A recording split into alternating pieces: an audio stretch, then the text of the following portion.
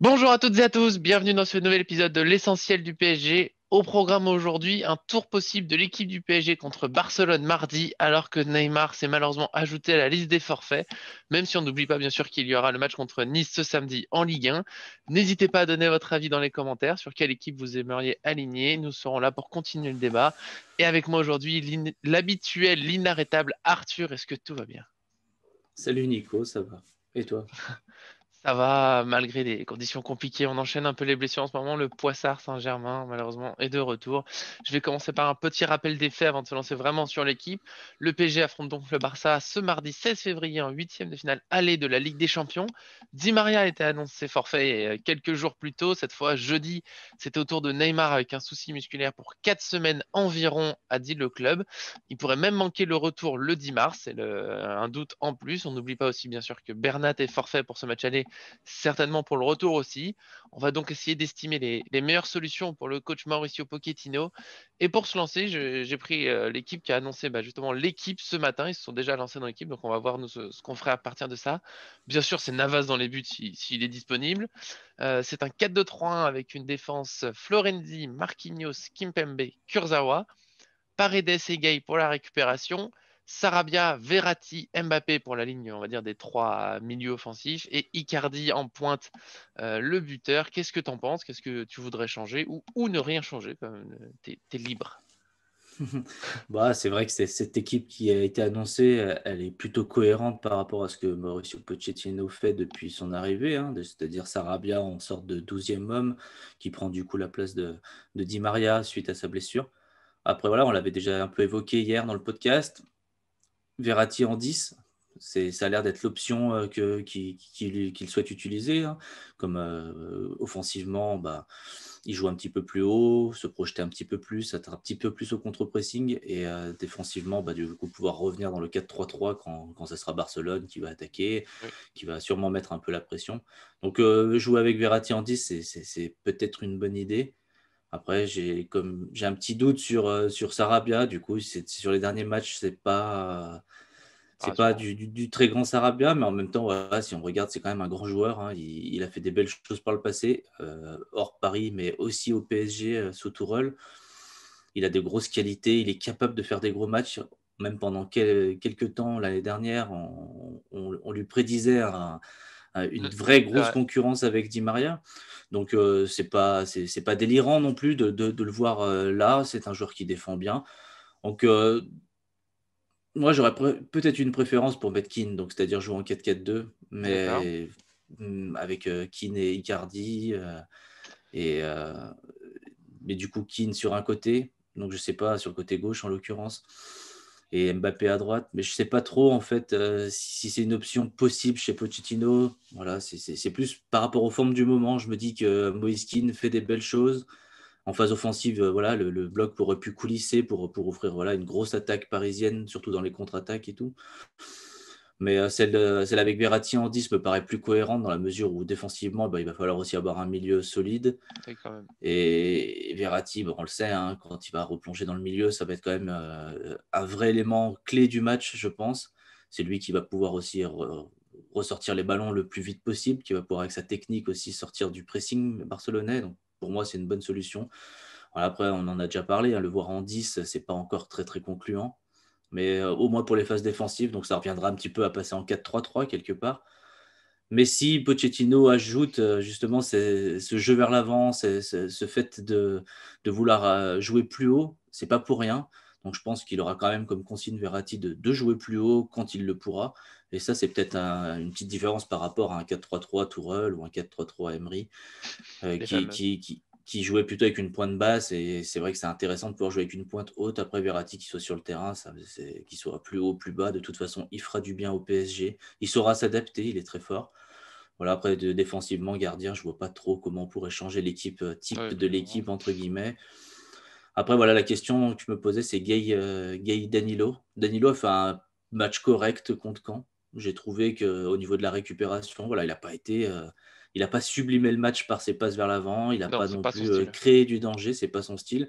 Mais c'est vrai qu'il a fait le boulot quand même au niveau de la récupération. Il a été à l'impact de la tête. Il a récupéré beaucoup de ballons aussi au sol. c'est un joueur voilà, qui a de l'expérience et qui est assez régulier, peut-être plus que Gay. Donc moi, je miserais plus sur Danilo. D'accord. Mais voilà, pour l'instant, entre Danilo et Gay, c'est pas non plus, voilà, c'est pas tranché exactement, mais un petit peu plus sur Danilo, vu son match contre Caen, et puis le fait qu'il est assez régulier, et que je trouve que Gay est un petit peu moins régulier dans ses prestations. C'est-à-dire que, comme tu le dis, Danilo, on a bien compris que c'est pas un joueur qui va créer des occasions, mais au moins il a tendance à pas trop perdre le ballon et à apporter. Enfin, peut-être que la décision va se faire sur le match contre Nice, hein. Peut-être que chacun aura du temps de jeu, peut-être pas exactement le même, mais voilà, faudra se montrer à ce moment-là. C'est dur de revenir sur tous les points que tu as dit. Pour Keane, j'avoue que c'est un joueur qui est en forme, mais j'ai du mal à le voir dans l'équipe pour avoir tous les profils qu'il faut. C'est-à-dire que s'il est aussi en attaque, Keane et Icardi ensemble, j'ai du mal à beaucoup y croire. Les deux, c'est un peu le même style, avec pas trop de ballons touchés, une présence dans la surface. J'ai peur qu'on manque de créativité, surtout que Mbappé, qui a beaucoup de qualités, certes, mais je trouve que c'est toujours pas un créateur d'occasion. Donc j'ai peur qu'on ait un peu de mal à amener le ballon tout là-haut. Et comme tu l'as dit, il faut quand même faire bien défendre. Le Barça a des gros problèmes défensifs ces dernières semaines, mais offensivement, ils ont beaucoup d'occasions. Messi, bah, même à 33 ans, reste Messi. Je pense que tout le monde le connaît. Griezmann revient en forme, donc faut se méfier quand même. J'aime bien cette idée de Verratti un peu libre dans le jeu. Je pense que défensivement, oui, ça ressemblera peut-être un peu à un 4-3. Il peut revenir renforcer tout ça. Et offensivement, peut-être se balader, essayer de créer des occasions à droite, à gauche, distribuer le ballon comme il veut. En étant associé à Paredes, ils se comprennent bien. Et c'est un peu ouais, le troisième milieu, je pense que c'est la grosse énigme. Danilo Gay, oui, mais je t'avoue que moi, en fait, j'aimerais bien que Herrera revienne en pleine forme. Parce que je trouve que s'il est à 100%, il est meilleur que ces deux joueurs. Il sait récupérer des ballons, quand même, fait un énorme travail défensif. C'est un joueur qui lâche rien. Il a de l'expérience. Alors, il n'a pas forcément beaucoup joué en Ligue des Champions avec Manchester United, mais quand tu as joué plusieurs années en Première Ligue, t'as pas peur de l'intensité, il n'a pas peur de la pression. Et je trouve que techniquement, c'est quand même un joueur très correct. Alors, c'est pas les passes laser de Paredes, c'est pas la petite louche de Verratti, mais il n'a pas de problème pour jouer une touche de balle, il n'a pas peur de la pression. Je trouve quand il est en pleine forme. Le problème, c'est qu'on l'a trop vu blessé. Mais voilà, moi, en fait, j'aimerais bien que ce soit lui. Et sinon, bon, il y a toujours l'option, sinon, soyons fous, Rafinha, mais problème musculaire mercredi. On sait même pas s'il va jouer ce samedi. Donc, je l'oublie un peu. Je pense qu'il sera pas prêt, même si j'aurais bien aimé que ce soit lui en 10 et Verratti la récupération. Pour le reste, bah, Mbappé, Sarabia, tout simplement. C'est dur. Qui on peut mettre d'autres en attaque? Draxler, on a du mal à le trouver, même quand il est sur le terrain. Et donc Rafinha quasiment oublié. Donc, je voulais juste réagir parce que bon, ça reste un format court parce que j'ai ajouté l'idée Herrera. Voilà, c'est ce que t'en penses. Et puis ce sera déjà la fin de ce podcast. Bon, bah déjà, l'idée Herrera, elle est très bonne, hein. Mais puis, Ah, voilà, depuis j'aime son bien. arrivée, enfin, depuis ce début de saison, il s'était pas trop blessé. Et là, c'est vrai que ça commence à durer un petit peu. Donc, c'est pour ça que moi, j'ai pas considéré cette Il option. a repris l'entraînement collectif et on espère qu'il jouera demain. Oui, voilà. Donc, en fait, c'est compliqué aussi, un joueur fragile comme lui, de se projeter un petit peu dans un match comme contre Barcelone. Mais effectivement, s'il revient bien et que Pochettino le sent bien, c'est vrai que c'est une option plus qu'intéressante de le mettre au cœur du jeu. Tout comme ton option Rafinha, s'il est en forme, de le mettre à la place potentiellement d'un Sarabia ou d'organiser le jeu. Parce que Rafinha a montré quand même plus de choses cette saison que Sarabia. Après, voilà, pour revenir globalement sur l'attaque Sarabia-Draxler, je ne l'ai pas dit parce que du coup, c'est très difficile pour moi de choisir entre Sarabia et Draxler au vu du match contre Caen qui m'a quand même plutôt déçu. Mais même si je les enterre pas tous les deux, j'ai une petite préférence pour Draxler. Je pense D'accord. c'est ce petit joueur il a une petite étincelle qui me donne encore envie de croire en lui, mais je me base que sur un match et je me dis, voilà, sur un match de Ligue des Champions, bah, il va falloir les meilleures forces en présence et Sarabia paraît être celui que Pochettino a le plus confiance. Donc voilà. Mais Euh, c'est non, mais tu l'as dit pour Draxler, ce qui est terrible, c'est qu'on sait dans le fond qu'il a du talent, on l'a déjà vu, mais ça fait tellement longtemps qu'il n'a pas brillé qu'on n'y croit plus. Mais s'il pouvait titulaire retrouver bah, la forme du fameux 4-0, ça serait avec plaisir. Le problème, c'est qu'on n'y croit pas trop. Après, on restera. Peut-être qu'il va déjà briller contre Nice. Soyons fous. En fait, on l'enterre à chaque fois, puis on se redit non, mais il est talentueux, ça va revenir. Et comme tu l'as dit, il a une étincelle. Voilà, peut-être qu'on la reverra. Il serait temps en tout cas.